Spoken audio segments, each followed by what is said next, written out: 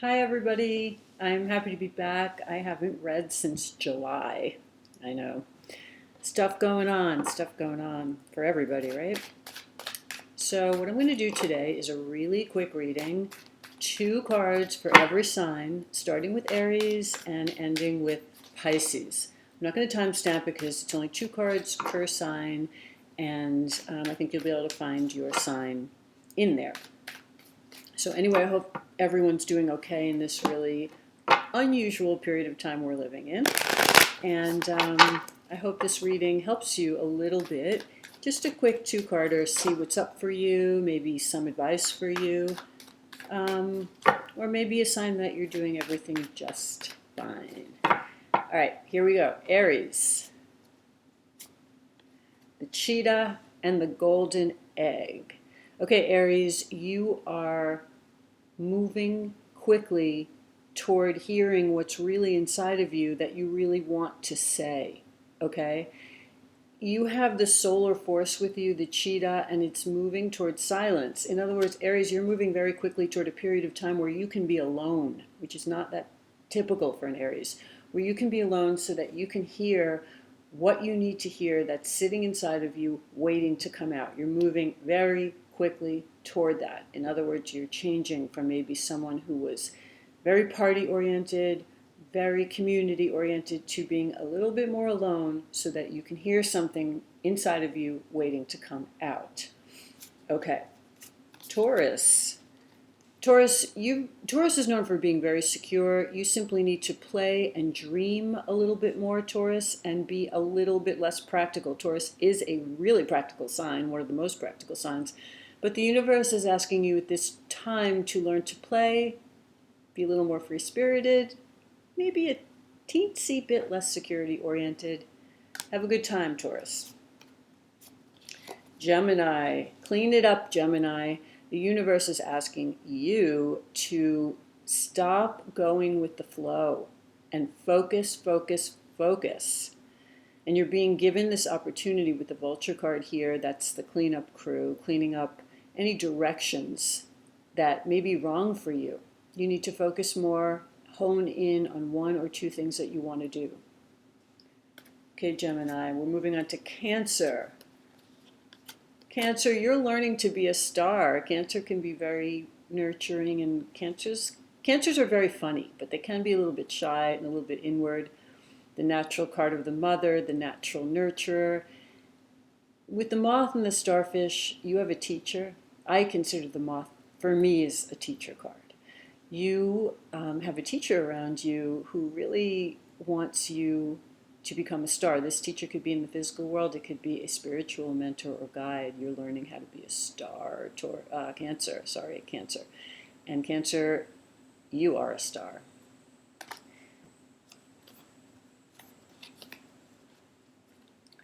Leo. Leo, what you need to do is express your inspirations. Like maybe when you get an inspiration, you run with it and you forget about all the other ways you need to express yourself. Everything has to flow so that when you get an inspiration, it doesn't overwhelm you. It becomes part of you and part of all of your expression, so that you're not flooding in one area and restraining in another every time you get an inspiration, so that you're not going in and out and blinking on and off like the firefly, that you're remaining plugged into the things that you love, plugged into all kinds of expression, and they're all flowing like easily, smoothly, and at the same time.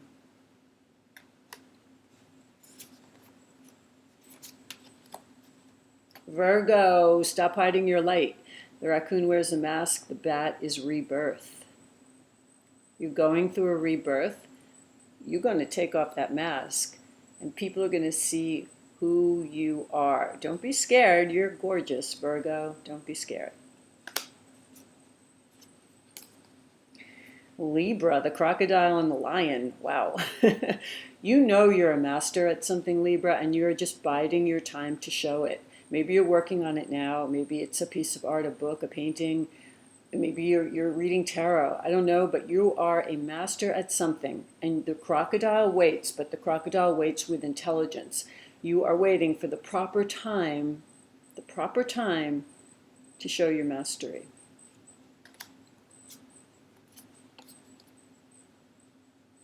Scorpio, the fire ant and the snake. You're holding on to old resentments. You need to shed them like a snake sheds its skin. That's not the typical meaning of the card in this deck, but that's how I'm reading it here. Letting go of old resentments will free up your energy, and you're sort of burning with old stuff. You need to let it go. And when you do, you see the snake, you see the stars on the snake card.